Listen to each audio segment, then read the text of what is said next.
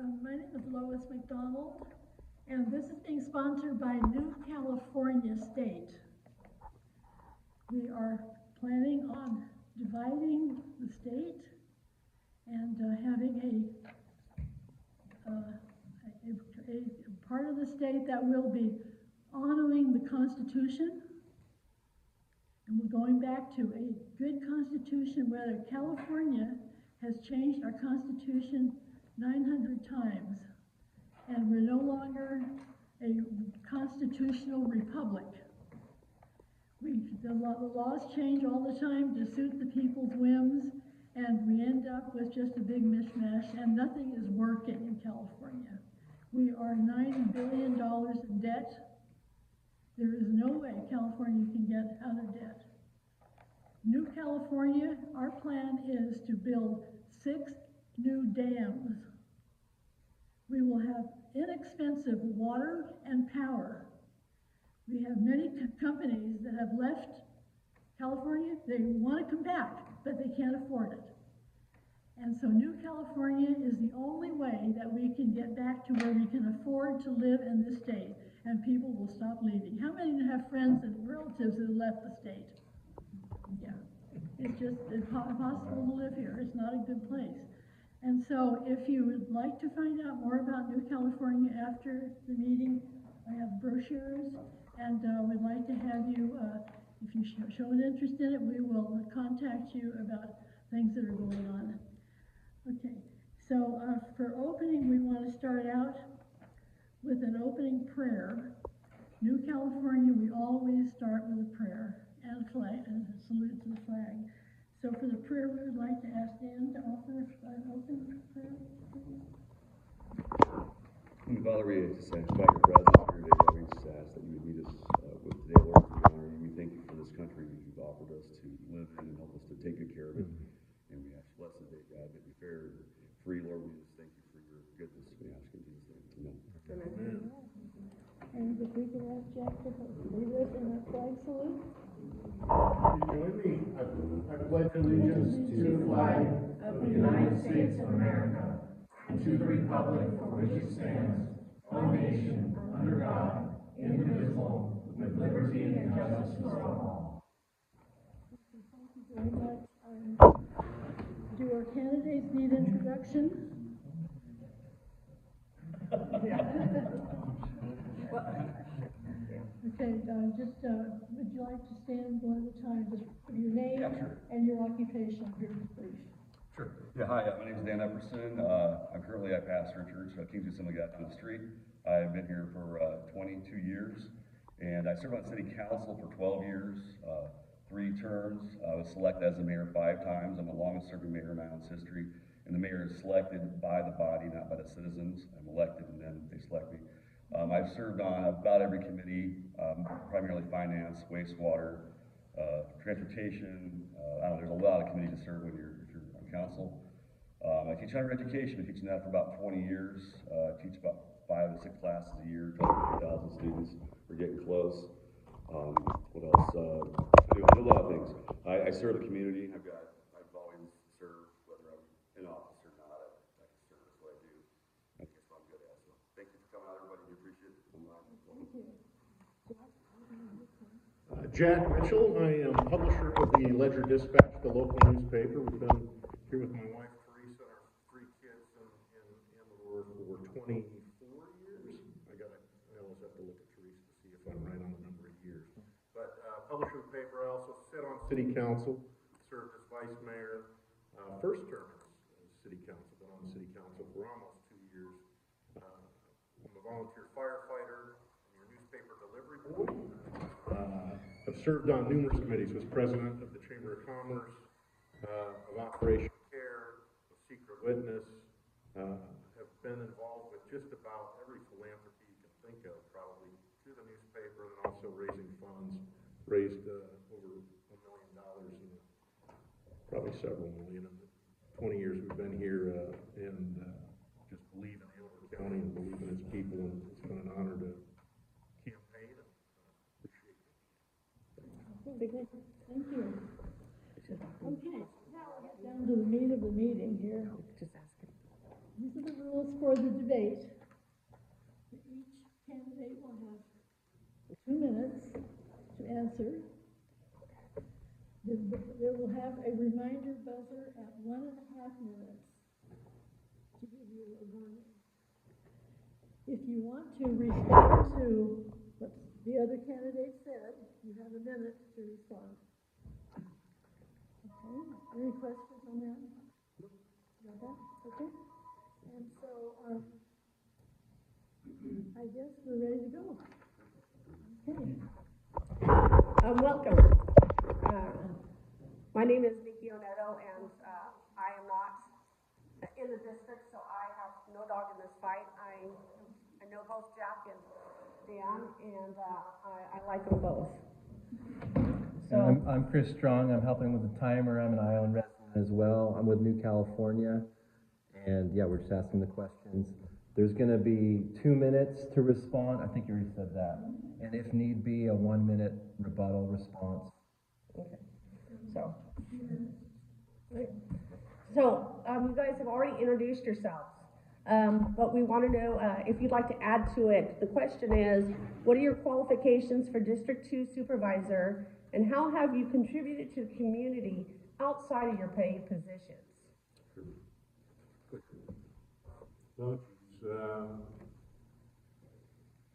I've been involved in numerous groups outside. I'm a third-generation Rotarian, a Paul Harris Fellow, some of the service groups that I've mentioned, fundraised a lot of money for the Interfaith Food Bank, for Secret Witness, for Chamber of Commerce, for businesses.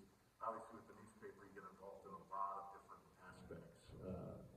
In regards to government, I was the watchdog for numerous years, working up towards this election. I've attended every Board of Supervisors meeting.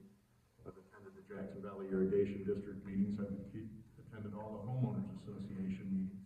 I come out here every month. We did that long before getting into the election cycle. I tend to be a hands-on worker, problem solver, and the only way to solve those problems is to listen, to get out there and get in front of the people. And you'll see a lot of me, whether I win or lose, because it's what we do. We serve, and it's always a pleasure. Thank you. Sure.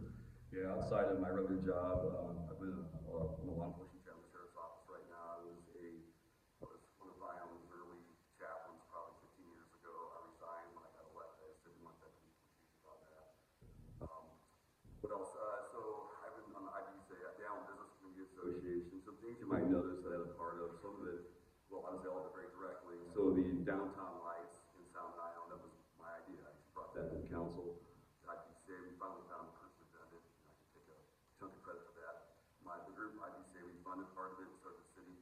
I also, the welcome sign when you come into town, metal signs, helped install one of them actually, was part of the approval process for that. There's some downtown historical plaques, hung them, and did that. What else? Howard Park, there's a bunch of trees out there. My kids and I don't know, years ago, we were out cutting firewood. The trees, they fall down, they buck them up, and so I was cutting firewood out there. I just didn't think it was right. I just took the money. I give my kids a little money, and I put some money back to the city on account with them. And then when the Butterloo youth soccer thing, when they came along, they wanted to plant some trees. Well, there was money set for that. So most of those sycamore trees are soccer fields, and we go out there and enjoy those. Think about me a little bit anyway. My kids mostly, they're the ones that mostly work. A lot of things like this, a lot of projects behind the scenes. Just things, some of it gets noticed, some of it doesn't. This has been the most awkward thing ever having to tell everybody all my business of what I do. Right now we're hanging out bluebird boxes, believe it or not, out at Howard Park. You'll see some birdhouses out there. So that's 30 seconds. You can keep going. And then I also, one of the bigger projects I have, wood ducks are a species of ducks. They're really pretty, but they need cavities and nests. And so there is about 30 boxes hung from one end of Jackson Creek all the way down. If you follow the Jackson Valley Road there, if you look off the side, once in a while you see those boxes out there. My kids and I hung those over the last 20 years. That's just some random stuff. I do all kinds of things. Whatever people need help stuff, I get called for the most craziest things ever. But I'm just happy to help people and serve. And I enjoy being on the city council. Made some differences there. Got the dog park put in. We got a small dog park process to get through Parks and Rec. So. Thank you.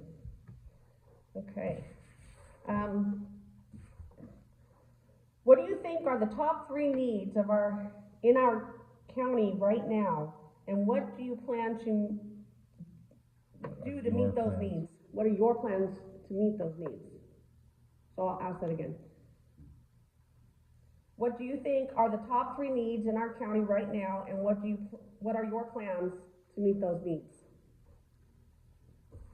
We'll just alternate who goes first. Yeah, traveling around, I can tell you one thing is the roads are crazy, different places, it's really rough.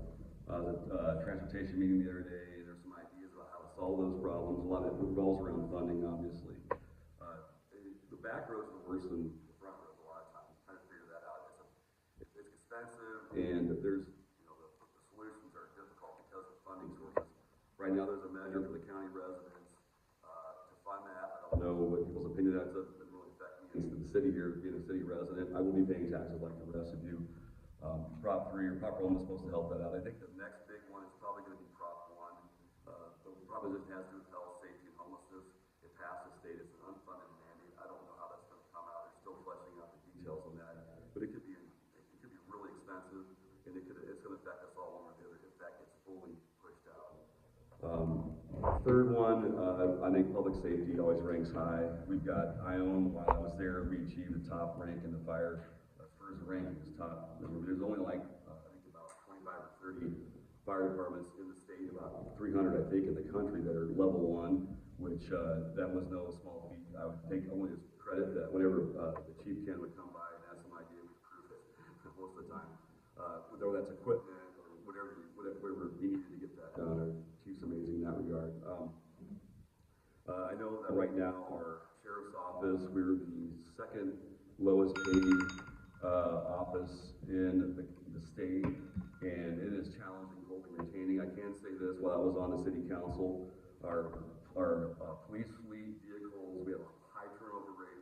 One of the things that I did was that I helped, we were very creative in how we gave raises to our police officers. We have one of the most educated police departments, and the amount of the turnover drastically reduced during the last 4 or 5 years when I was in office, and that was by design. We actually worked really hard with our Police Officers Association to kind of help them really get what they needed to be better cops. Thank you. Would Dr. Lee ask the question? You want me to go to 145, or is that 30 seconds good? Top 3 items, infrastructure certainly is one of those. The roads, my daughter recently hit a pothole and flipped her car off a pothole. So roads are certainly on the top of the list. Public safety is always a concern. It's one of the reasons I became a firefighter, volunteer firefighter. But roads, water is going to become an issue. You want to see what the state's done for water, you can put a trash can in your front yard and collect water, and you've done more than we've done in the last decade as far as water goes. And eBay Mud has come in and is trying to take away, and is working on a regional plan where they're asking for our water that we're not using, and has been successful in getting preliminary acre feet of water from the water agency, from Jackson Valley Irrigation. And the difficulty there is, okay, if we're not using it, sure, you obviously want to be a good neighbor and give it, but what happens in those drought years when we don't have the water? Are we going to be served first, or are we going to suddenly now not have the water? In fact, this weekend I know they're putting in a pump because they have, PG&E has a study going on for the frog issue, frog study, so they're going to be holding back water so you're going to see lower levels, and they're going to have to pump. It's the low levels for Jackson Valley Irrigation District, so that's certainly a concern. The other one's just fiscal responsibility. You're looking at a deficit in the county right now, $240,000. Where are they going to cut? What are they going to do? And that gets into some serious financial moves that you need to make, and certainly well versed in business, having run $100 million companies down to smaller and smaller companies. But fiscal responsibility and transparency to that. If you try to read the budget right now, it's impossible. I've always been one that thought they kind of do that on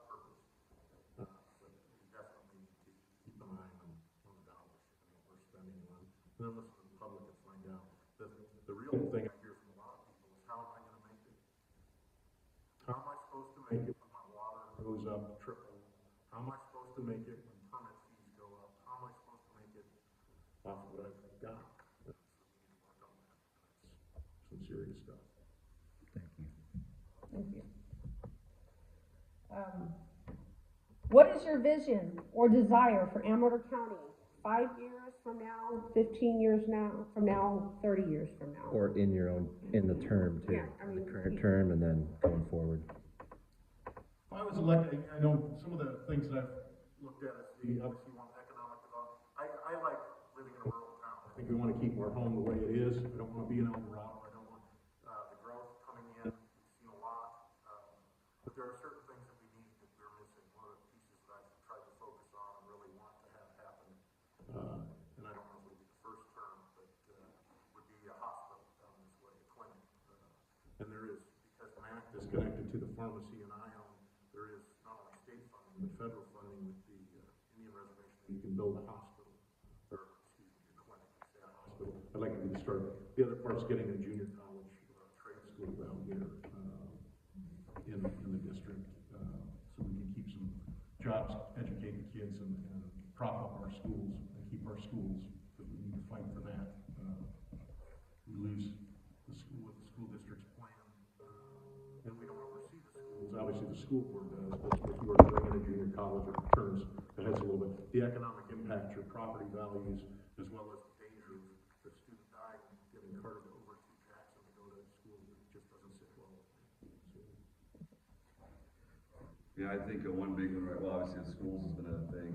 I've been working with a group that we've actually, I think we may have actually fended off the consolidation for a short bit.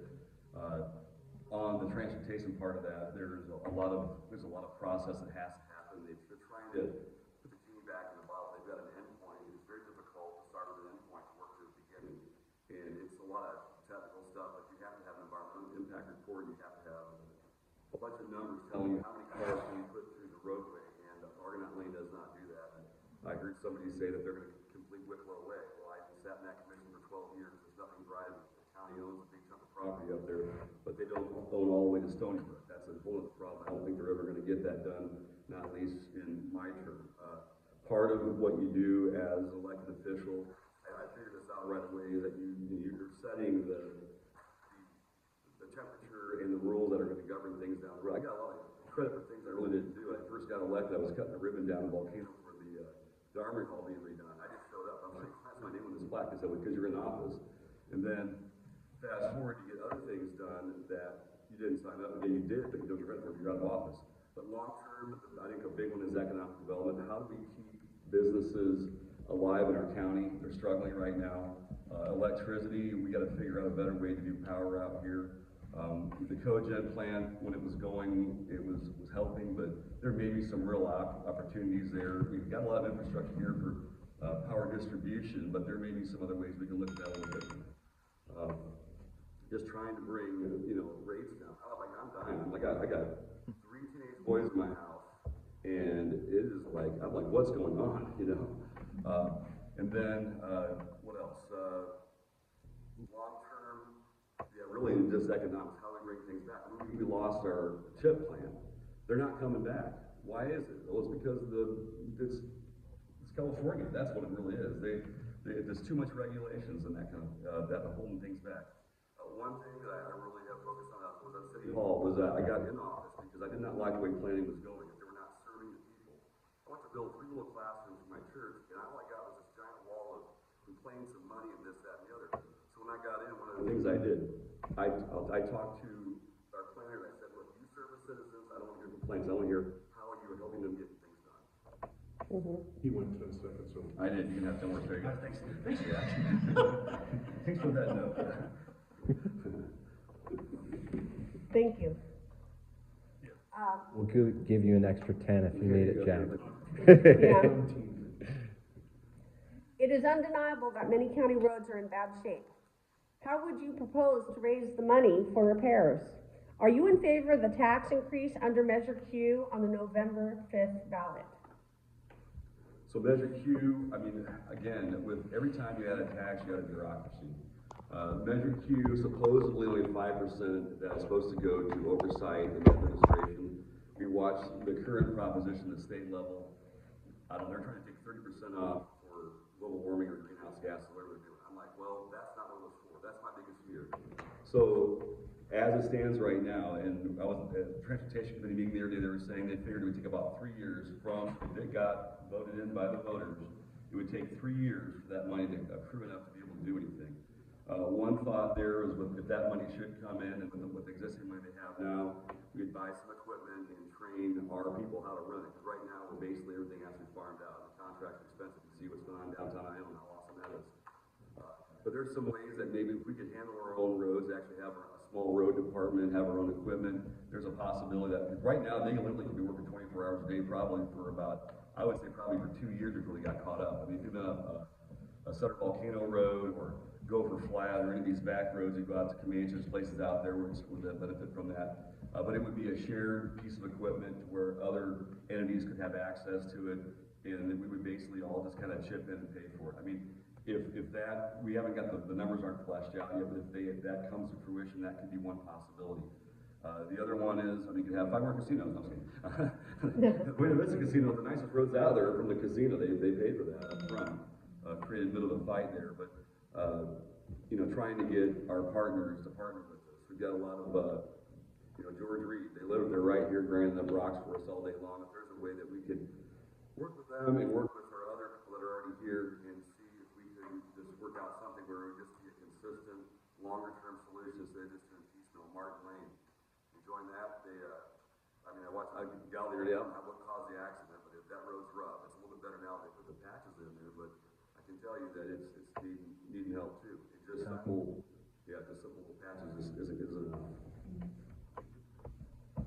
So I guess I have an interesting view on the roads because I drive every inch of the district every week. In fact, I got in at 6 this morning from delivering papers.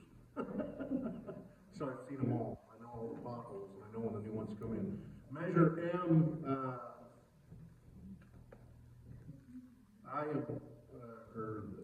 Q. Sorry, I'm going back to fire. We got fire. Sorry, we had Sutter Creek burning last night. It scared me. Measure Q for the roads. I am in favor of, but worried that it puts too much burden on the taxpayer. I'm typically not for new taxes. I really am not. The thing that I like about this one is it has a sunset clause of 10 years. They've got an oversight plan that they've talked about at the Board of Supes for the public. They can release bond. The problem's going to get worse and worse, and we haven't seen a solution to it. This would be a fast way to get some of the improvements done that we need for the roads, and if they don't do it, it's gone. It's not taxing food, it's other items, and I think it'd be a boost. Certainly make the job easier. If it doesn't, we're going to have to come up with a different plan, and that's certainly something, and that's when you get into the public-private sector where you say, okay, can we get our own crews? The problem really is, just like everywhere else, funding. It's money. It's a money issue. And the question is it to a degree where that safety factor is high enough that we want to spend some of our money and fix it, or is it not there yet and we need to put more of our feet to the fire and come up with a different solution? So I'm hopeful it passes, but I don't know that it will. Thank you. One thing I do know is that the Harris, they'd given $1 million to the supervisors for the community, and the supervisors used it on the roads because they felt like that's community, and they said no, they meant it for soccer fields and parks and things, so they withdrew that money. So maybe for the next round, you guys might want to think about, you know, that scenario and maybe how we can bring that extra money back in. You know, how are you going to woo these people back with, you know, so just came to mind. So this next question has to do with suicide and self-harm in the community. We've been given a bad rap for being number 3 in the state for number of suicides, and that is current as of yesterday. Actually, we were tied 5th with 5 other counties for 2nd place. However, we just got an update from the county medical health department that we are first place in the state of California for people with self-harm. That would be cutting and attempting suicide. What are your thoughts on this? Do you think we should increase spending for mental health? I think we've got a lot of funding for mental health, and we've got a lot of programs. I think it's about education and making that accessible and letting people know that it's there. Between Sierra Wynn, NAMI, behavioral health, there's a lot of programs that are there. The problem you run into in the rural community and throughout Amador County especially is isolationism. You're isolated, you're alone, and you see that. You see that when you're running Meals on Wheels through the Amador Senior Center. That you run into folks that aren't looking for a meal, they're looking to see somebody, looking for somebody to talk to. We've got to be better neighbors. We've got to help each other. And I think the programs are there. I think the funding's there. We always can improve. The promotion's not there. A lot of people, when you talk to them, similar to the homeless, they don't know that they've got access to various programs that are available here. It's promoting that, directing that, and getting them in front of the people that can help them, in front of the different pieces that have been set up. So. Yeah, I lost a neighbor last week, around the corner from me, 28-year-old male. I got many heard about from my neighbors. You guys know that? Right down the street from you guys. Yeah, he took his life. Parents found him, just a mess. He had mental illness, but it's one of those things with the resources. They had some resources, but apparently wasn't in time. Part of what that is that I was talking, this is a long while back with my friend, I'm a chaplain, my boss, she was asking the media, why don't you guys promote suicide more? And they said, because it's common, that's why.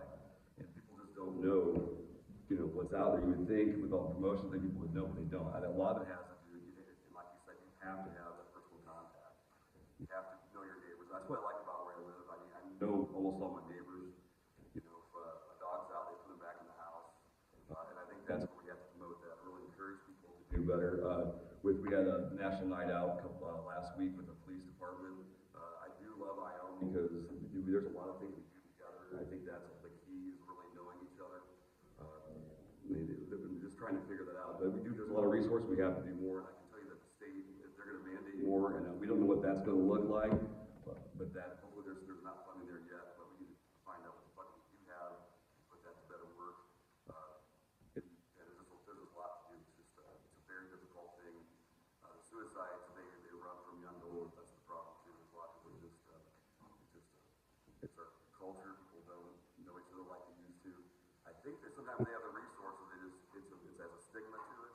And you talk to the families, and they're just embarrassed because they couldn't do something. There's always people that survive it that have to deal with the consequences.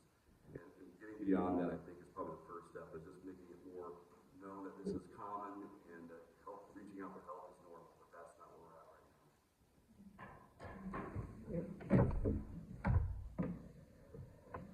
Okay. According to some people, the Sheriff's Department is overfunded. Yet according to a deputy of the courthouse, he says it's understaffed. How would you assist in getting this rectified? Yeah, right now we are, like I said, we are the second lowest paid, I believe, in the state, Calaveras County. As far as being underfunded, policing is expensive.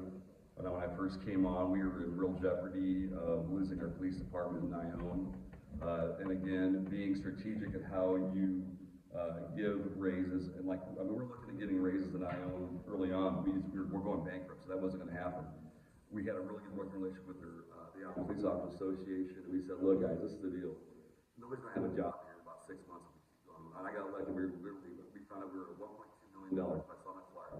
We were in debt in our general fund. We put a bunch of funds together before my time. I got there and I put the plan together to repay the general fund. We repaid about another, I think we're at 17 years now or something we got left on that.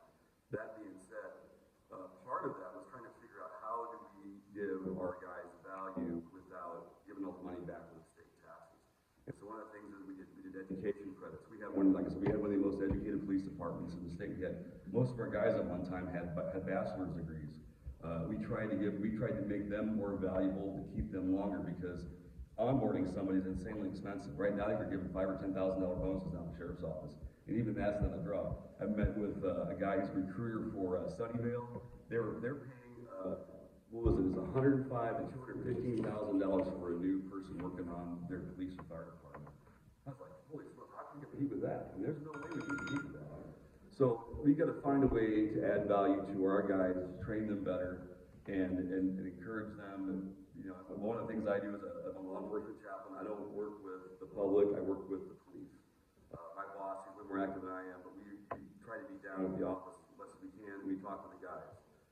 Doing ride-alongs, getting to know them, and making sure they're appreciated. I watched Ione lose good staff after good staff just because they got beat up at City Hall, and then they're like, they don't want to work here anymore because it's just not a comfortable environment. I mean, I spent a lot of nights calling up staff and saying, hey, thank you guys for serving. I appreciate it if nobody else does.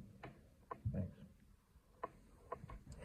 Yeah, I think it's a question of priority, and it's also, you know, are they underfunded? I don't know if they're underfunded. They certainly have been funded. And live and work here and love working here. There is, everyone wants more pay, and they can certainly go other places and get more pay. I don't like getting in the argument of, hey, these guys are paying this much, so we need to pay this much. It just starts this vicious cycle where you're chasing each other and you're just bringing yourself into an unlivable and untenable situation. That being said, they need our support. It's a priority. Public safety is a priority. They do a tremendous job. They've used, I think the sheriff's been very brilliant in using this as a training ground. I always laugh when I deliver papers and you run into the young guy who's 12 and I'm like, do you want a paper or can you read? Because he looks so much younger than me. But they use a training ground, and then you have ones that are retiring up because they enjoy being in Amador County. But I think, you know, it does take that prioritization of saying, okay, what can we do? I know in the city of Ione, we have gone back and negotiated and got them a raise. Is it as big as the other cities? No, but they were all very thankful that we got a 5% raise for them within our budget. It works. We also moved them out of the closet that they were living in City Hall, got them a facility that actually works. So the sheriff's office and the police, that is public safety. That is, you know, who are you going to call? I hope you never have to call them for anything, but we need them. We need to do everything we can for them. And some of that means when you're looking at the overall structure of the county, there's some administrative pieces and some other spots that should maybe be empty instead of that sergeant position, instead of the patrolman. So. Thank you. This question is from Diane Ratton, Vice Mayor of the City of Ione. I'm rewording it a little bit, but it's basically the same question. Howard Park is used by 2 county-wide children's leagues, soccer and Little League Baseball. Ione is working with a third to create a girls' softball. What will you do if elected as supervisor to assist with the cost sharing for Howard Park? The only regional park in the county complex to service that will be used by all the county residents. So. Howard Park, it's definitely a regional park. It's a boon for the city of Ione. They should be in control of that park, taking control by creating our own Parks and Rec department. There are pieces that are troublesome in that the pay structure as far as what the leagues have paid in the past and the upkeep has not been equitable. There's also interesting pieces to it where you say, well, why don't they pave it when they have this dust issue? Well, paving is very expensive for one. The other thing is it's a historical site. You can't pave. You can use pitch, pine tar, which would get rid of the dust problem. And it's very affordable and can be done very easily. And that would solve the current dust problem we're talking about. As the supervisor, I would hope that to work with the city and make sure that we pay our fair share to the city to upkeep and then also see the city prosper for Howard Park, because it is an amazing park. It can get a lot better. Yeah, Howard Park, so, I mean, I'll just tell you war stories. I mean, so when I first got city council, I was on the Parks and Rec Commission. I was on it for 12 years. One of the things I did do was that as a part of that, we actually established it as a regional park legally. We went through, we'd actually done a full assessment. We never had a general plan. And people don't like spending money on general plans, but they do help predict the future and give you something to plan towards. So I personally went around to every park that I could and made an assessment of what was there. I talked to vendors out at Party, talked to them what they had out there. What we did is we put this study together that basically shows what's called, it's a nexus study, but it's how much equipment and things you have at each park, so that as development comes, they have to meet that same objective. That wasn't happening before. So the reason why the tennis courts are out there right now is because ACRA and when I was working there, we got this general plan approved, which gave us access to what's called equipment fees.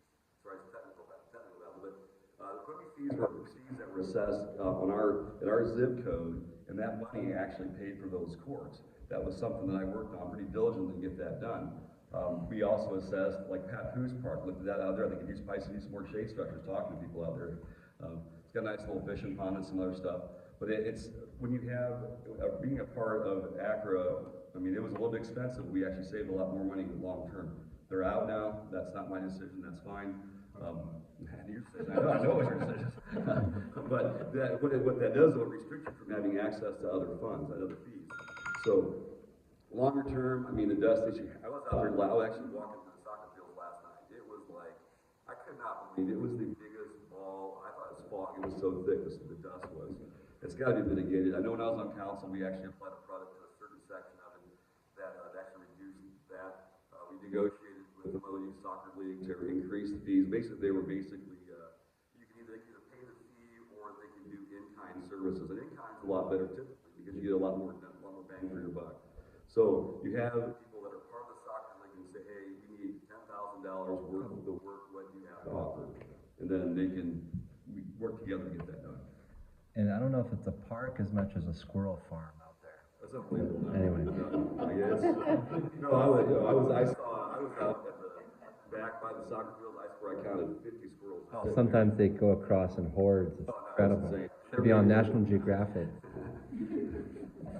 I'm gonna hang hawk boxes next. Outbox. Yeah, target practice. Yeah. Squirrel That's tastes the good. next project. Yeah.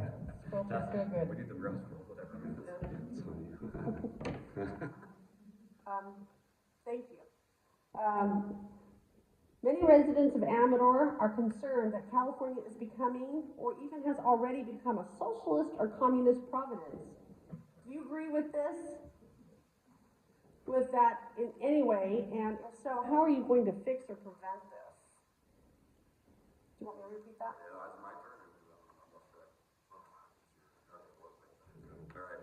Well, have you bought your groceries lately?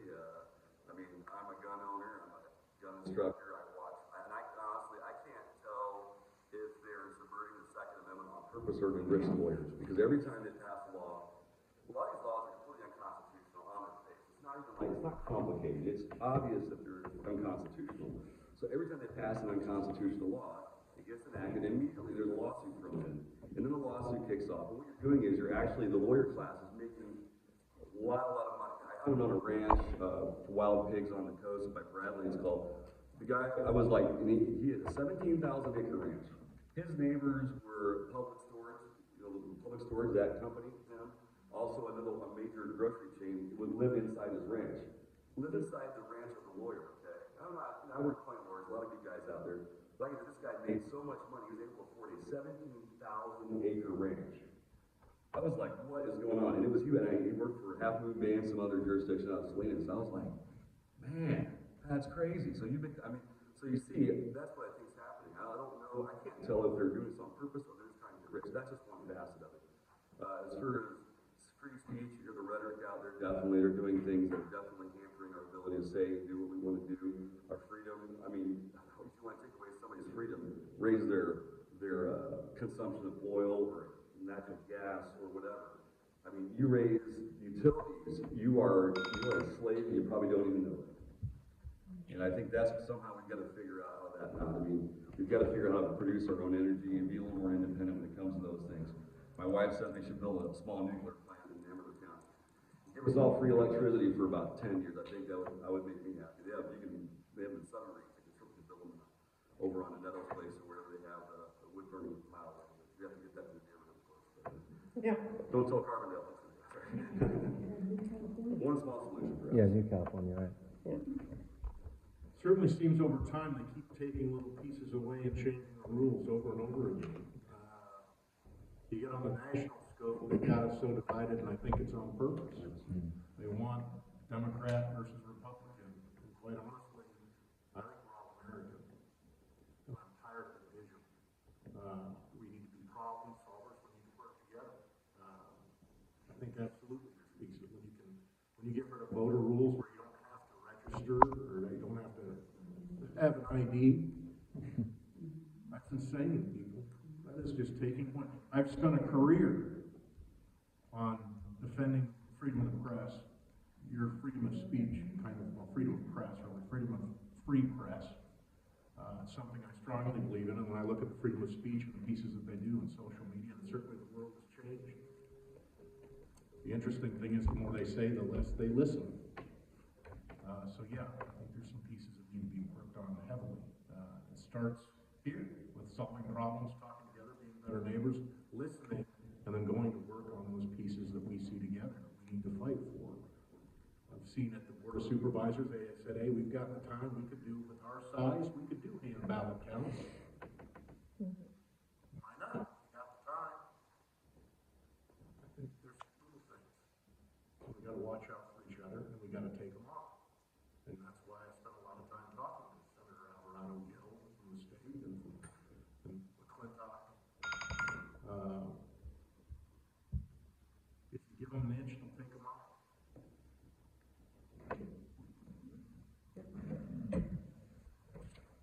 Oral has a question.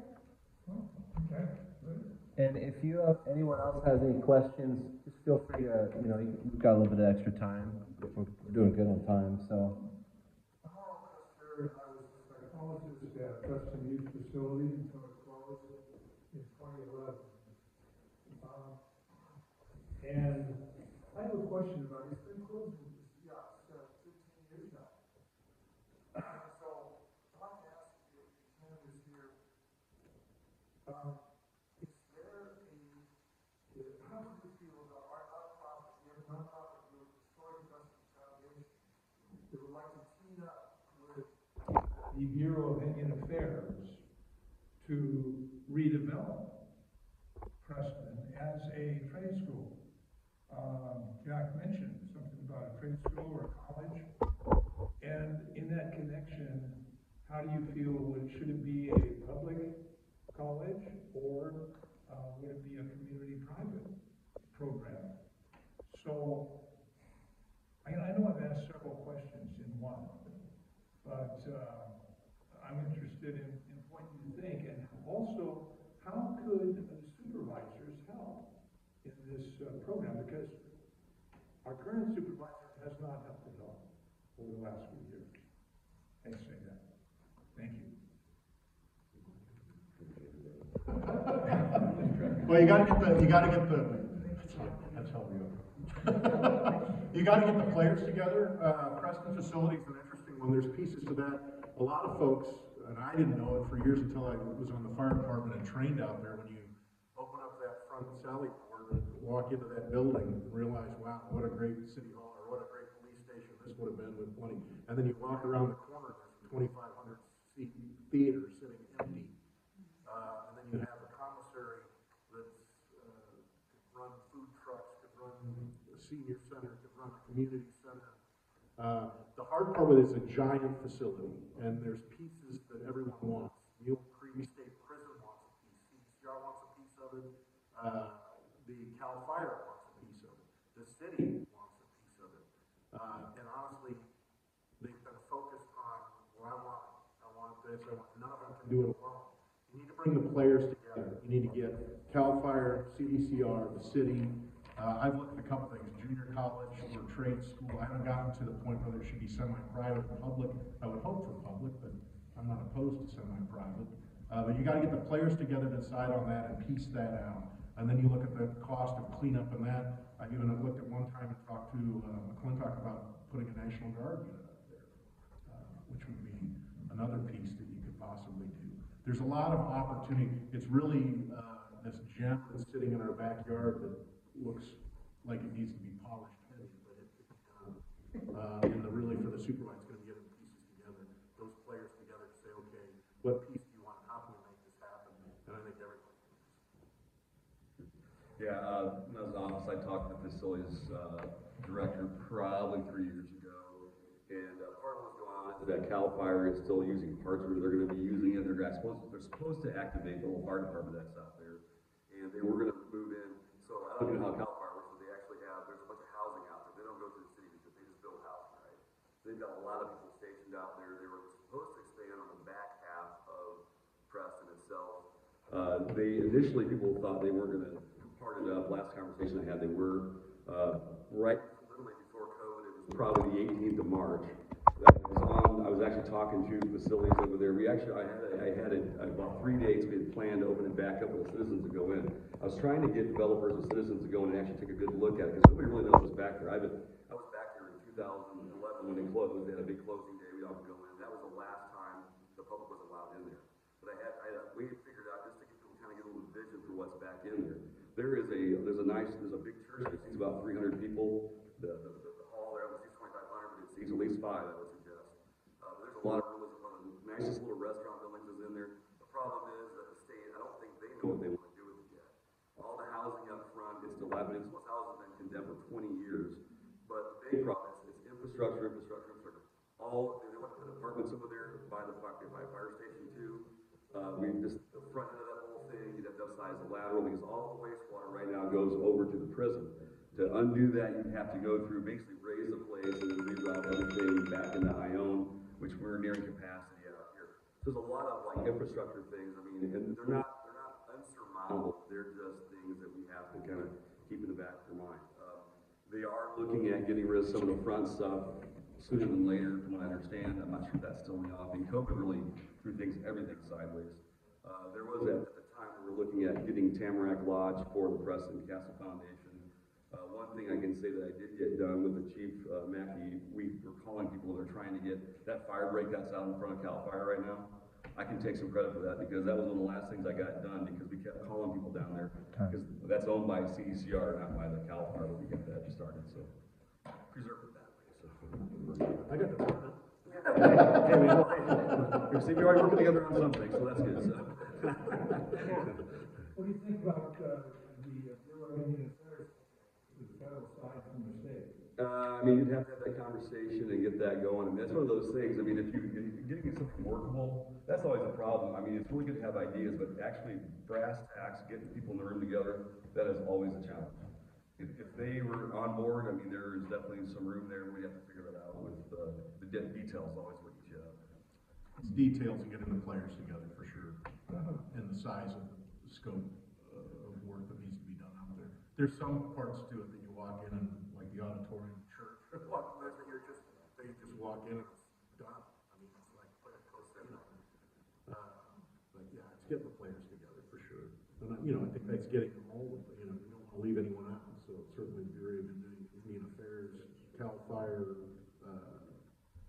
CDCR, the city. And you may end up looking at the national side too. So. Mm-hmm. Did anyone else have a question they wanted to ask? Go ahead, sir. Nice and loud. Everybody, this has been such a love fest between Jack and Mr.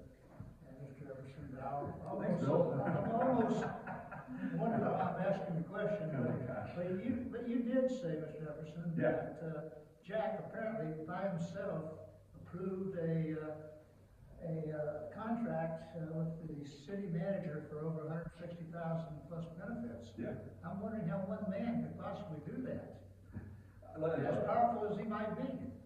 Well, okay, so, I mean, if you voted for it, then if he was a swing vote, then it would be one man, but he's not. It's like everything you do in public work, you're not an island. I mean, all this stuff I'm saying, I'm taking credit for, I can assure you was not me. I was there, I was a part of it. Some of the ideas certainly were mine. I came up with them, I shot them around. I mean, to get the city's finances rectified. I can tell you that it was not me. It was our staff got together. We recognized a huge problem, and I went in my living room. I sat down. You wrote about it in the paper about this. I appreciate it. I sat down in my living room, put the repayment plan back together. A bunch of do-from, a bunch of funds that were completely out of balance. I took that thought, that plan. I went to the finance department in the city hall, shopped it to our finance director, shopped it to our finance committee, and brought it to the full council and got it passed. I was just one piece. I happened to be the one that was doing the lead work, but I was just one piece getting things done. Nobody fails alone or wins alone. It's things you do together. I mean, the sign project, these are things, the light up sign in Ione. I mean, yeah, I voted for it and I supported it and I gave and I showed up to events and helped set up and tear down. I mean, I was just one guy among probably 50 that were really doing a lot of the work. And I mean, if when you get elected, you become mayor, you're not special. You're one of five. You're just the guy up there making decisions. If you ever start taking it personally, I mean, there's every time I pledge the flag, I look at the red on there and think about the blood that men shed so we can have the opportunity to represent people. I mean, my thing is that I don't represent me. I'm up there, yes, I'm voting with my name behind it. My name's attached to all kinds of crazy nonsense. But I represent people. I mean, I'm here as your representative to find me the right guy to do. I love serving, I love helping, but I'm your voice. And if I vote yes or no, it's not me doing it, it's us doing it. I'll take responsibility. If my name's on, I'll take responsibility. You know, I've had to make some tough decisions. I had a guy fussing at me one night in council. I said, if I'm wrong, I will apologize. I'm humble. I will apologize for plenty of stuff I did when we got accused of. It's okay. It's part of the deal. Gotta have a little bit of thick skin to be happy with what you got and make the best decisions you can. Then smile when you get out and shake hands. Get on down the program. You can't make these things personal. You gotta get things done. It's business. It's not personal. See, I differ. All the good stuff I did do. No,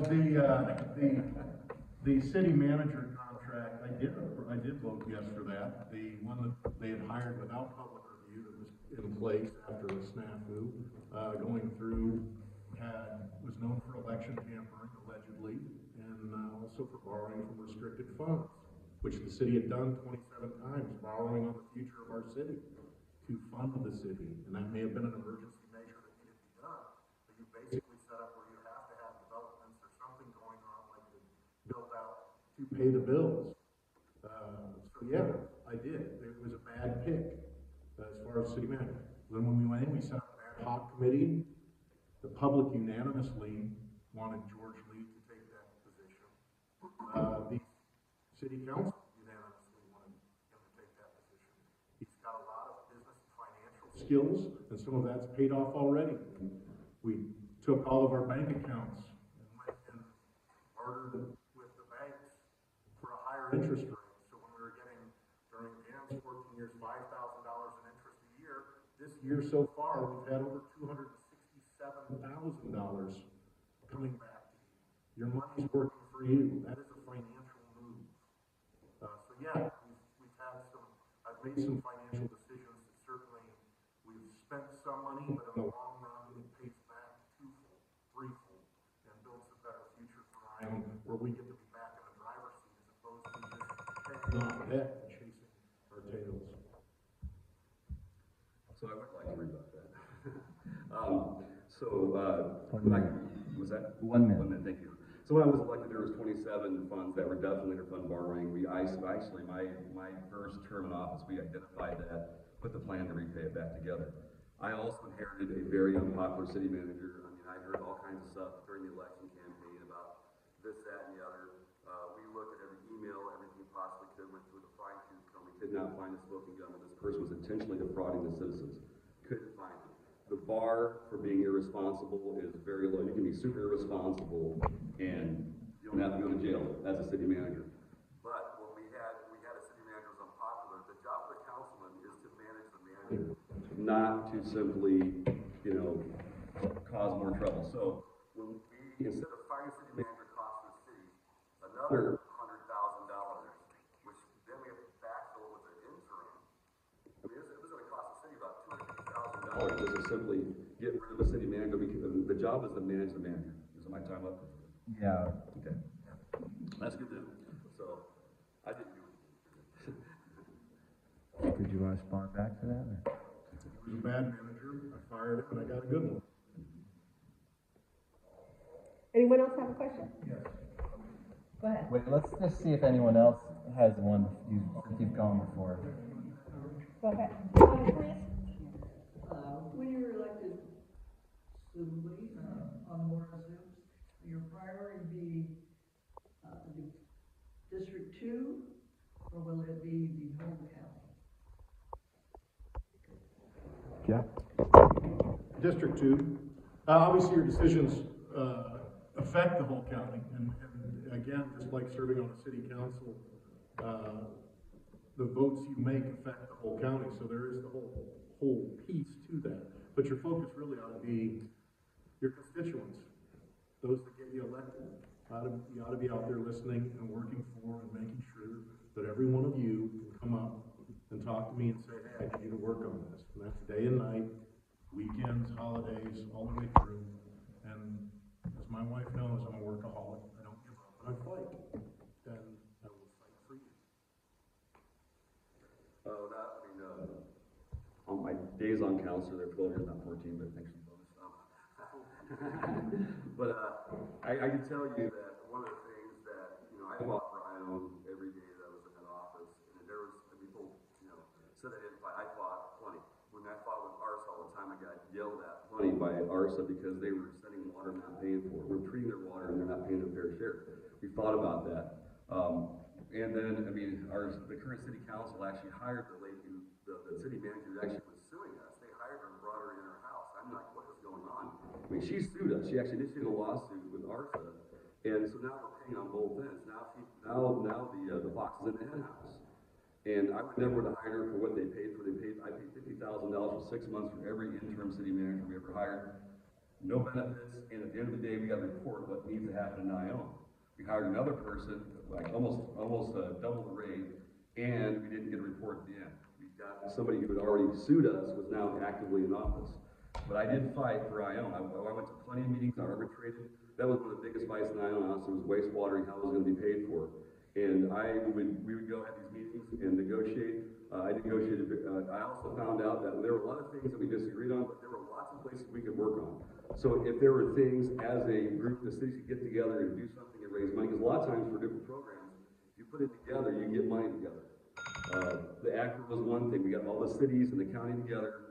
We got a Parks Master Plan put together, assessed it, and that nexus is available to every city, including the county, and even Ione, even though they're not a part of it, they still have access to that nexus program. It benefited everybody, and we all chipped in a little bit. So now that when the developer comes in, they know they can build a tennis court and a golf and a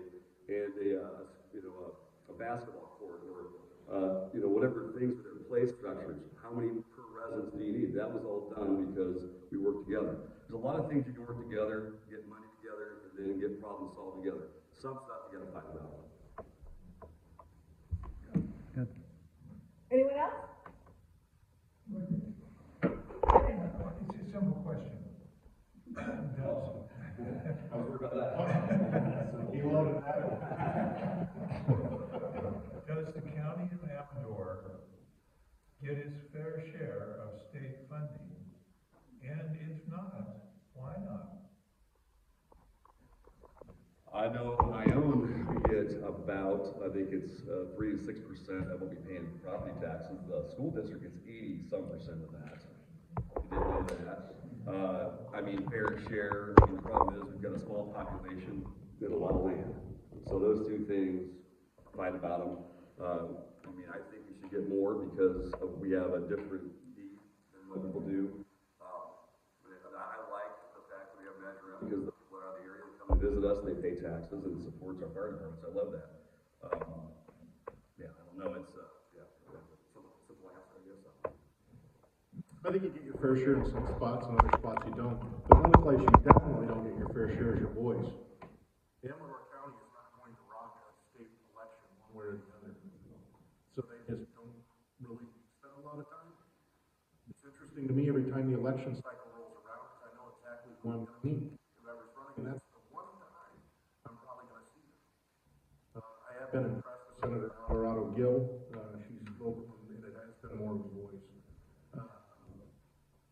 But I think that's where your fair share is, if you're talking finances, financially, I think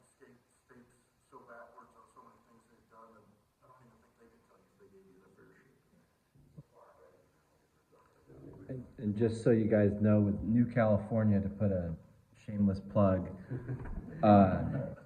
we will have one state senator per county. One state senator per county, so there'll be equal representation across the state. The rural county, we have one state senator for 13 counties right now. And LA County has 29 state senators. So it's just not You know, representative. and I can, if I can, you know, just for a second, I can tell you that's been, as soon as we lost our senator, that was a problem, because right now, like, just war stories, Jackson Highway, they were trying to take that over, turn it into a surface street. The county, the cities were working together trying to get that figured out, and it's like, look, you're 40,000 votes, not even that, 40,000 people, 20,000 votes maybe. And that's in Rancho Cordova, so why are we gonna help you guys out? Because we have almost no voice down here. And they listen to us, but, I mean, they got more concerned besides the landowner, because they're gonna shut the road off and turn it into a side street as opposed to a state highway. That was old argument, but anyway, that's just how that Well, goes. it's like Highway 16 relinquishment, where they wanna put in 16 lines. Right. Piece there is like, okay, if you wanna do it, I say, that's fine, you wanna talk to us, you can do it, but, I need a bypass, and it can't be down 5 Mile Drive, that's too close. So, we haven't had a road project in front of the county or in front of UCTC in the entire time we were on the board. We had, and so when the money comes around where it's time to do that, it's passed down and we're passed up. That's why we haven't seen it. But I would say you need to negotiate there. That's where you will have a voice, where you can say, if you want us to take this on, because they will try to shove it down your throat. But if you're gonna take it on, there's some pieces that we need to alleviate traffic and help the city and the county and our district here. So, we're a year and a half out of COVID, and, now we're seeing a lot of things they put in place were unnecessary and really an infringement on the rights of the people. Even to the extent of not allowing people into the supervisors' meetings, you know, even though the 6 foot was in place and everything, and knowing that masks don't stop viruses. So things like that. What have you learned from that whole experience, and what would you do different the next time the state tries to boss us around, you know, influence Mandate. us using money and bribery, you know?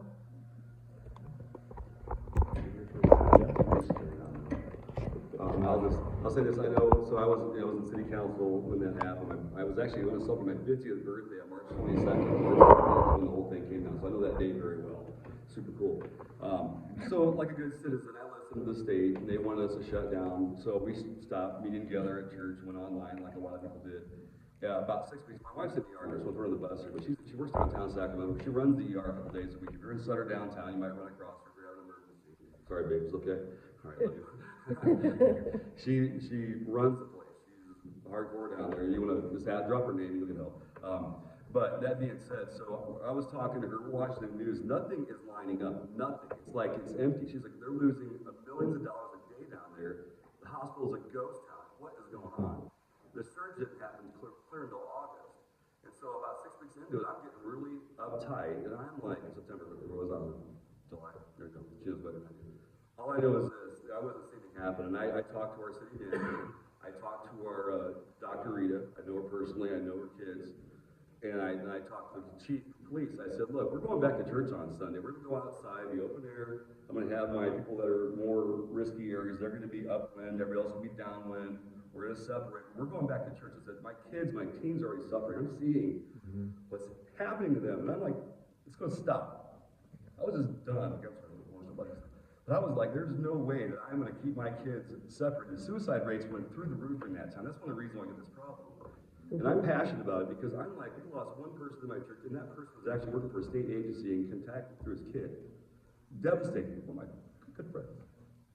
We didn't lose anybody else. I mean, people in our church that were super sick got better. We did a lot of things to make sure everybody was safe. But I was more worried about the latent stuff. I mean, it was terrifying. I was watching these kids getting weird and acting crazy. I said, no, we ran our youth the entire time. And I told Dr. Reed, she didn't want to hear me. I don't understand. I don't give you liability. I said, we're gonna have a youth group. These kids are low risk. I told my teams, I said, look, if you've got grandparents, people in your homes that are sick, you might wanna stay away. But otherwise, just hang in there and be tough, you'll be all right. So, anyway, is that good? Is that good? But, I mean, we did our part. We kept safe, but we were responsible, but we also did not shy away from losing our rights. Sorry. I know where I'm at. Yeah, no, I think, you know, if it was such an interesting thing as it transformed, that, you know, I think at the beginning everyone followed suit and did as they were told, and then slowly it was like, wait a second, how long is this, you know, you gotta remember, originally it was what, 7 days, 2 weeks, we're getting 2 weeks. 15 days to stop the 15 spread. days, 15 days, and then it stretched on, and then suddenly people were like, okay, and I know for me, you know, it wasn't great sitting down and getting vaccinated.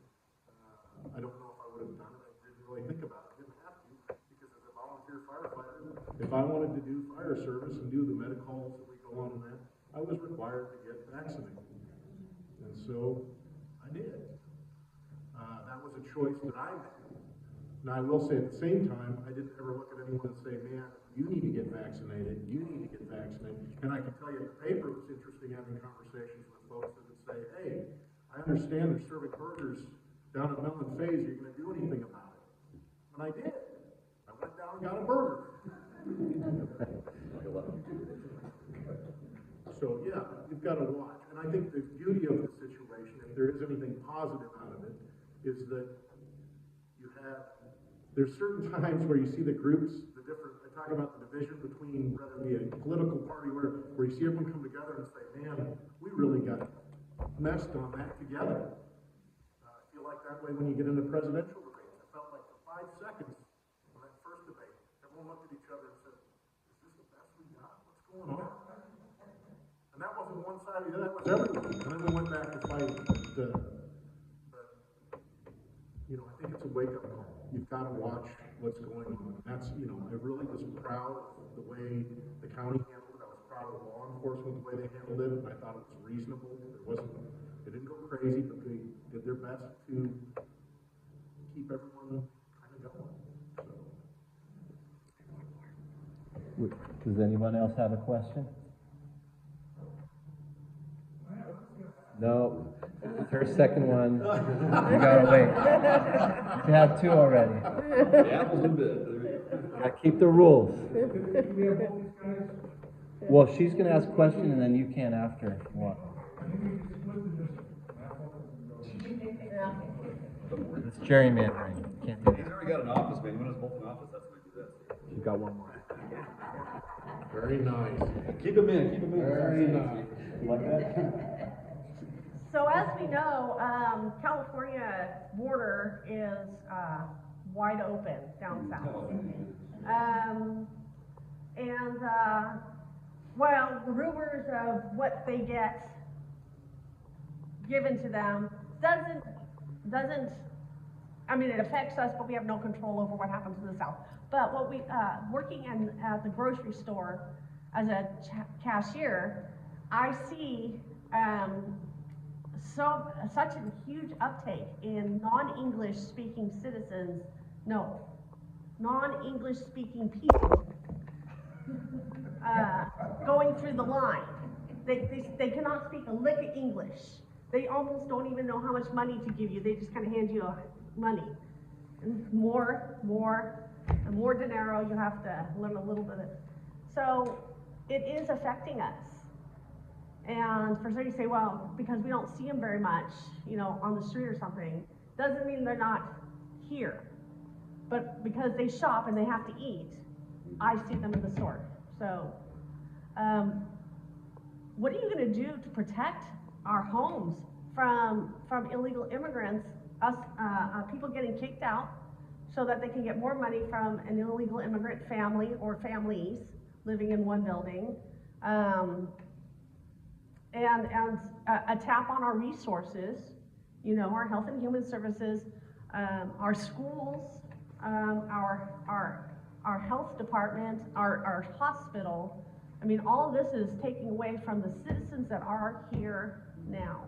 And while I believe in a helping hand personally, this has become the new epidemic. What can you do to help us?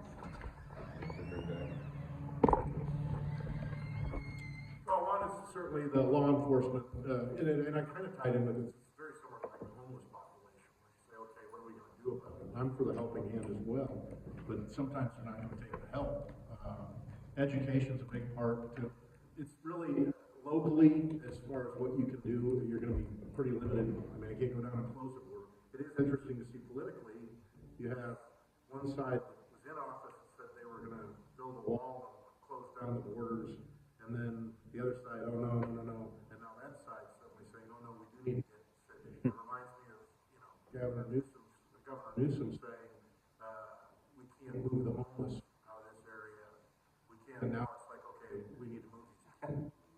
So you get this yin yang, I call it the pendulum, shoots back and forth. The big piece is stay on top of it with law enforcement, and work through the systems we've got in place. Yeah, I mean, like, so long while back, there used to be some money from the casino they used to give for law enforcement. That kind of went away, but during those early years, so we were trying to figure out why doesn't Island get anything, and we couldn't figure it out because we're definitely impacted by the throughput from all the different casino traffic, and so I cornered not the current, he's the undersheriff, but I ran into him in Costco in El Dorado Hills. You want to get a sheriff to talk to you? Catch him off duty and have a little conversation. Like, he wanted to leave, and I wanted to get there for me. So I asked, what do we have to do to get a piece of this pie? He said, well, you keep better records. So what do you mean? So what we did is every time somebody comes through Ione and they got pulled over, we had a thing called rims. We would have a little drop down, and we'd say, where are you heading? If they told us the casino, we would take that thing. So what you do is, when you have legal residents that are here illegally, you begin to take records of how much money it's costing you. How many illegal students do we have in our school? Who's funding that? How in the world can we lose 500,000 people population in California and still have a housing shortage? What is going on? The math doesn't add up. My little adage is that in California, we don't have a science problem or health problem, we have a math problem. People can't do basic math. 500,000, so the housing shortage. What is going on, right? Does that make sense? So here we are. So we keep records of all that kind of stuff, all the different data is really important, and we keep track of that. And then we build the federal government. And there's ways and programs you can do that because now we're serving the underserved. There's a bunch of lingo you can get into to figure out how we shoehorn those things, but there may be some way we can reclaim some of that money. But you have to be very creative how you do it, and you have to be a little bit dogged about it, and you have to keep pestering them until they start seeing things your way a little bit. Hopefully that helps a little bit. But I think there's some way we can get some help, some relief from that, because right now they're displacing our own residents, and that's a problem. We have another question from Lois. My question is about New California State. Are you aware of New California State? Have you been open-minded to take a look at it and have a discussion about it? Sure. I've got my neighbor has a sign in his front yard. I'm very aware of it. I mean, you look at it long term, and it's moving forward. And this is the thing: whether it succeeds or fails, it forces the issue. I think that's the bigger thing because you got a dedicated group of people who are serious about affecting change, and whether that full change happens or it just impacts what's important. It's kind of like if you want to get something done at City Hall, write me a nasty email and tell me what a horrible job I'm doing. Right? No. Call me up and say, hey, Dan, I got a couple of questions for you. How can I get this? And I was talking to a guy the other day, he wants to be on the planning commission. And I said, well, I would encourage you to call your local city councilman and have a conversation with them, introduce yourself, and give them your resume and tell them why you want to meet. I would do that, not the meeting, but ahead of time, so that when they get in there, they know your face and they feel comfortable with you. Same thing, we just keep pushing. They're going to find out that we're serious about this at some point or other. That we're tired, we're being yoked down by the way of taxes. We don't pay double taxes, we pay triple taxes. I mean, the country started by a little teep tax, they weren't listening to us. That is a problem we need to have. As a public representative, my job is to listen to you. That's my only job, really, listen to you. And again, just anecdotally, when I was in city council, I mean, the only thing I asked my building inspectors was, are you helping these people out or are you burdening them? Because if I hear that you're making it complicated and difficult, I don't want to hear it. I'm not interested. I'll talk to your boss with the council's approval and we'll figure this out. I want you to serve citizens. That's what you're supposed to do. I want you to help them make their dreams come true. If they want to build a building, help them walk the path. Don't give them a bunch of roadblocks. I mean, you ever tried building something in this county? In the city? I mean, better just not tell them to do it and they get yelled at later. But I mean, I want my public service to be just that, serving the public. Yeah, I know through the newspaper, I've been very familiar with, the state of California. I think it's, gaining speed. It's a long battle.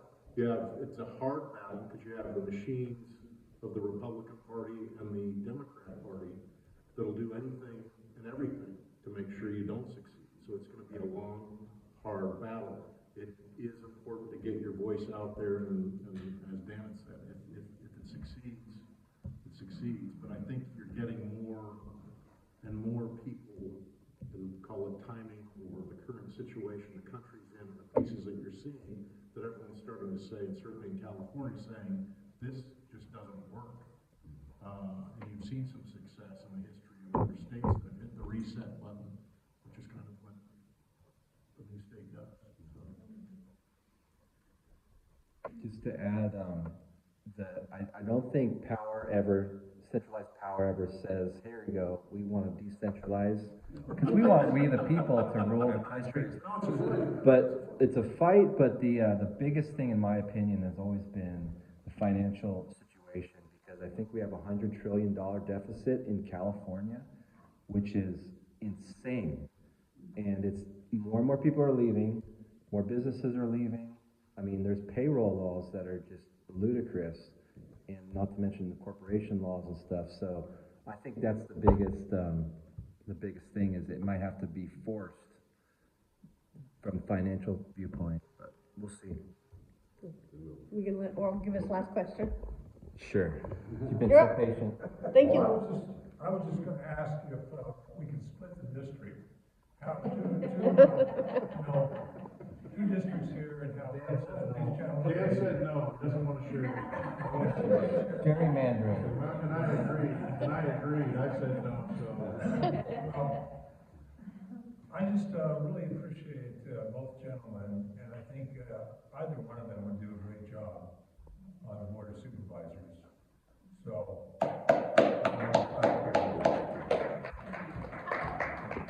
Yes, ma'am. Well, my question is about growth. We can see already in Iowa growth. And we have seen history of small communities growing into suburban communities quickly. And I took the time to go down to your city manager and have him show me the map of our growth plan. And up behind Preston, that hill, on Waterman, they're planning growth. Okay. And down the road, right past the prison, they're planning more growth. And the conversation was, well, the state says we have to have some affordable housing. And I'm thinking,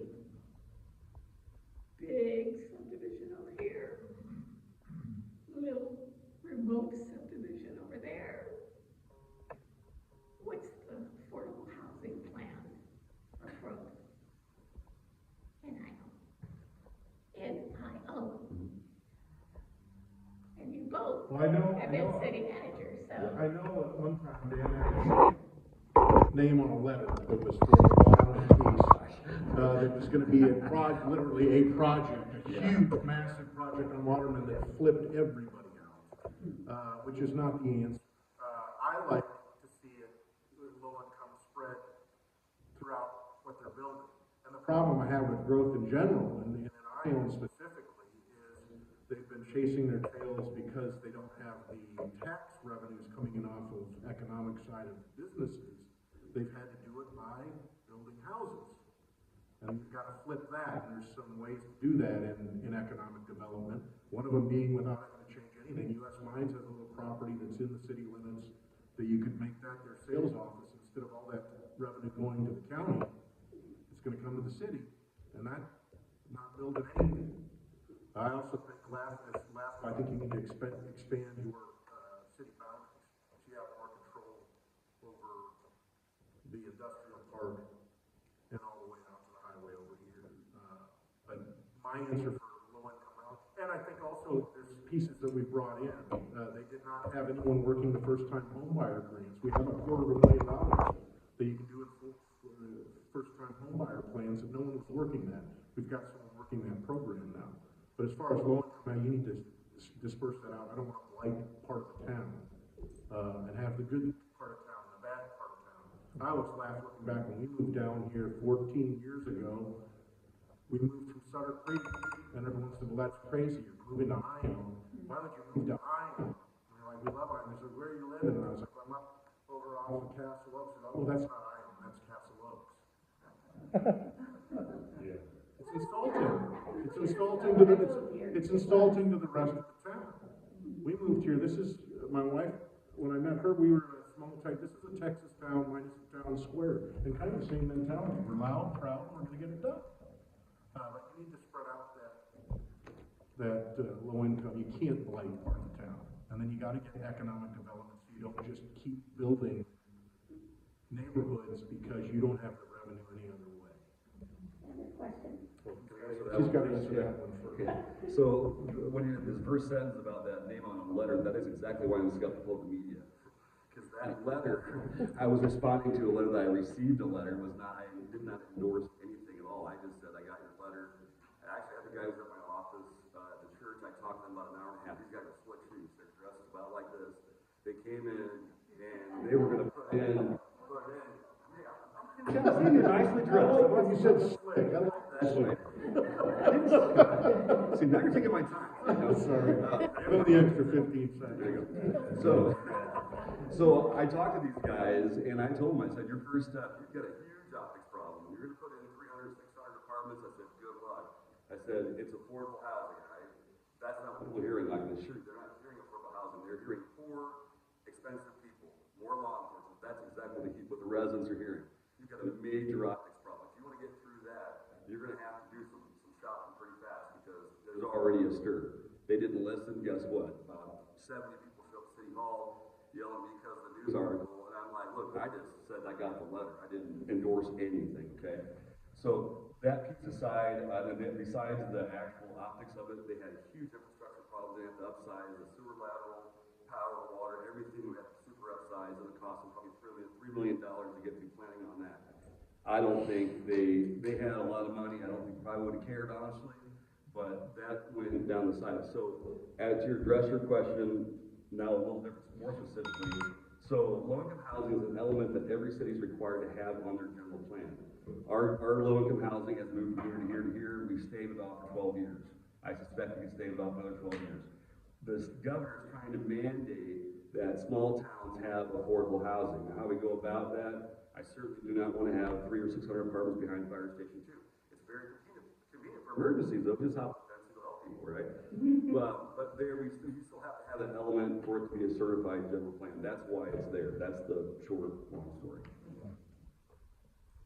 I just want to say something. My son, he works in Sacramento right now with low-income housing. They're redoing they moved everybody out of like this arm of the low-income housing and put them in a hotel while they redid it. They moved it back in. Now they're working on this arm. And the people who are going and making sure the stoves are working, because my stove's not coming on something. They go into these brand new redone apartments, and there's graffiti on the walls, holes on the walls in these brand new apartments. So I'm saying that there are some people who don't know how to appreciate a home. And it's a cultural clash is what we're dealing with. And so it's also an education thing where, different cultures bring different ideas of what a home is supposed to look like. And Ione's vision isn't graffiti on the walls, graffiti on the bridges, graffiti on someone else's, somebody eating somebody else's cat. And I used to work in dogs, and I used to work in Stockton 30 years ago, redoing houses. I'd go in and clean out the house, and there'd be cats and dogs in different cultural freezers when they moved out. So I'm saying it's a real thing. It was real back then, and it's real now. So you have to also consider when you think of we want diversity. you gotta think about what that brings. Diversity brings other cultures, other rules and laws and ways of life. And, so that's just something you have to consider. Okay, but diversity is, Diverse. well, it's what we are. Well, It's okay, You just know, let her let's ask. put it bluntly, diversity is what we are. You look around this room and this is who we are. We're diverse. People live in mobile home communities and manufactured home communities because we can't afford to live in houses. Did you have another question? yeah. Yes. Well, just responding. Yeah. No, Yeah, you're fine, you're okay. fine. But actually, my real question is, water and garbage. Where's all, as we're growing, where's the water? Yeah, right, well, I mean, water right now, I mean, one of the superintendent's jobs actually is to help secure extra funding for water. That's part of the contract. Right now, there's a developers that have money on account with them already. I don't know where that money's at. I'm not close enough to that fire. I do know that we have a production problem, not a availability problem. So we have to be able to produce more water. There's some thoughts about that. Maybe adding some more tanks around town. That's one way to get. The problem is you have to keep those tanks active. You just can't let them sit idle because that's a problem. The garbage situation, I mean, it keeps going up because Kiefer landfill keeps raising the rent. We have to truck it out there. At some point, it'd be nice one of these mines that they get rid of the mine and just full trap. Too much process to get there. Have to revise our reclamation plan. Yeah, exactly. That would be the thing. But right now, so they're being sold. I talked to both Pauls the other day. It sounds like I think they went through the last city the other night. The county approved it, all the cities approved it, so that our new ACES is now being bought up. And I don't know what that's going to do to the rate structure. I suspect it goes up. I've never seen it go down. But the good news is they do have to go to each city and the county and ask for that raise. While I was on council, I think they came for 3 or 4 raises. When the gas prices spiked, we gave them a temporary bump. I think it was 50 cents as a stipend. But every time they came and asked for a raise, we didn't just say, okay, you need more money. It's like, well, I need more money too. So we'd ask and say, hey, I want, then they can come back with their bookkeeper. I think every time they came back down and they went through their spreadsheets and they showed us what the problem was. Like, look, we're having a revenue problem. And once we figured out what was fair, and I wouldn't use the word equitable per se, but when it became how do we keep them in business and how do we keep our trash moving, that was the big thing. And what's the best rate we can get? The Kiefer landfill, most of the transfers there over the hill, and they just keep going up and up and up because of regulations. We're in California. Unfortunately, that's one big thing. Yeah, the Amador Water Agency has released bonds, and are releasing bonds this spring to put a Band-Aid on the system here because they have the backwash. They can't process enough. They have availability, but they don't have enough processing. They are going to do that. The nice thing with that has been kind of the pause on, so you worry about all the expansion and all the building. They can't do it because they don't have the water. So you're going to see a pause, which is sometimes a really good thing. So you can really think about what we want and how you want it. Garbage rates, the biggest thing there is right there. You're going to have where they talk about separating food items and that. ACES did sell. I've talked to both Paul and Paul Jr. many times. They assure me that it's going to be very similar to what they've done. And you're right, you have to get in front of the city and the municipalities to approve any increases. The piece there is, again, some of the state red tape and the pieces that come in. And the cost of the trucks, when you start saying, okay, you need an electric garbage truck, well, guess what? There's a price tag for that is kind of astounding. Yeah. It's a fight.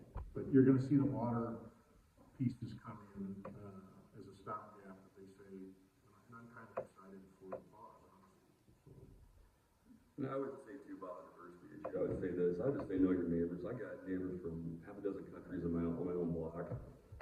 I know them all. I mean, one lady, I didn't realize she only spoke Chinese until I said hi to her one day. I'm like, what did you say? We're like, Google Translate. But I know who she is. You know, she lives down the street, I know her kids, son. But it's important you know your neighbors. I mean, we could move in. I would try to make myself over there and say, hey, how you doing? My name's Dan. You help them out where I can. I got a garage full of tools. What do you need? I'd sneak over and edge their lawn if they were doing a good job once in a while, help them out. Just because I love them. I'm not doing it because I'd be rude or anything, but and I expect the same treatment from them. So it's really important to become good neighbors. Most of the time, you just get to know people. You'll figure out what's going on. They're here trying to figure it out. Some of them, if they got other issues, we're going to have to deal with that. But I would just say, know your neighbors. I love my neighbors. I got really good neighbors right now. I always tell people if this for sale sign goes up, start praying. You want good neighbors. That's all. Thank you. Jack, did you want to add anything more? Yeah. No, I think it's, we're, Extra minute. we say it's diverse, it's interesting. When I sat on the United Way board for the county, they were flashing up pieces and they'd say, okay, this one's 97% white. Does anyone know where this would be? And I was like, oh yeah, I know where that's at. We've got diversity here, certainly, but it's not nearly as diverse as some other areas. Again, I think it's being a good neighbor, I agree. I also, when you go on the different calls, for fire calls, med calls, and you see the homeless that I've interviewed and sat down with, and they've got to want to help themselves, and you've got to be willing to help them, but sometimes they're not willing to take the help. And that's where you got to kind of give them a little tough love. So. Okay, we'd like to close this now, but we'd like to hear from a closing comment and tell us why we should vote for you. And who wants to go first? I've lived here 24 years. 24 years. I was cut off a couple. I always forget, somewhere in there. I know when I first moved here to run the paper, I was all excited. My parents went down on Center Creek and said, oh, our son's running the paper. And they said, tell him good luck. I love Amador County. This has become home. I never thought I'd become a firefighter. That kind of just happened. It's been amazing serving. I'm heavy on the public service, as is my opponent. I think we match up in a lot of ways, in very similar ways. I run, the main difference probably might be the business side.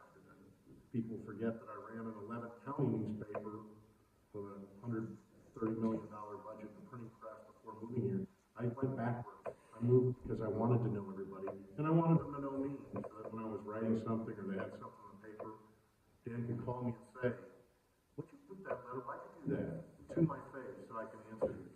I'm a problem solver, I'm a frontline worker. I'm really not political, and it's not about politics. It's about listening, following through, finding answers, and going to work for you, and doing that nonstop all the time. I don't quit. I fight. I'm a workaholic, which my wife will tell you. But I'm hoping that you vote for me, and I'd be honored to represent you as supervisor in District 2. Well, I'm staying up, so I'm coming talking.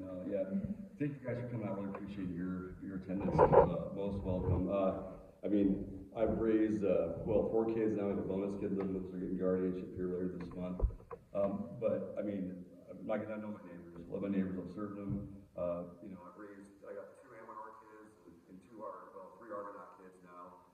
They're in the school district. I've had kids in upcountry schools and homeschools and everything else.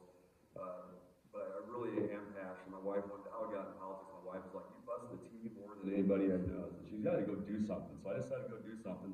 Next thing you know, you're swearing in and sitting in front of a bunch of people making decisions. And I'm a quick study. One of the things I would say when I was on council, I read every binder except for 3. I got in a pinch a couple times. I didn't get through it, but I would read an inch of paper over the course of the day, trying to figure out what's there. I would take notes. And then I want to be ready. I want to be ready for what that meeting brought. I did not slack back on that at all. I work hard. I teach my kids to work hard. My oldest, I will brag for a minute. My oldest kid is a software developer, engineer. My daughter is a master's degree, Spanish high school teacher in the Elk Grove School District now. I got my young man, my middle son, he works over at the rail bikes and works at one of the ranches out back here. My other 2 sons, I guess, they're in high school. One plays football, one plays video games. At my church, for 22 years, we bought 3 pieces of property. We're looking at expanding. I've been ministering with kids for years, and then teaching classes for years. I've been heavily involved in the youth community because they're the future. And we gotta make sure that we keep a hold of them, keep them safe, and give them a great place to live. You know, I'm excited about new housing, is that our kids and our grandkids can live here. I noticed when they started building houses, all that stuff was approved 40 years before my time, and now it's coming to fruition. And it's fun to see, you know, the kids that went off and come back, they wanna come back home. I think that's pretty cool. It's a great place to live. I love everything about it. When I first came to Iowa, I drove through and I was like, I don't know about this place. Second time I came back, I never left. And here I am, 20-some years later, just serving people and apparently marrying and bearing a bunch of it. So anyway, I'm happy to serve you. If you ever need anything, please look me up. I'm not hard to find. Just ask somebody. I should be able to have my number. I try to stay on the paper as much as I can, but you know, it's not always avoidable. So thank you guys for your time. I really appreciate you coming out today. Thank you.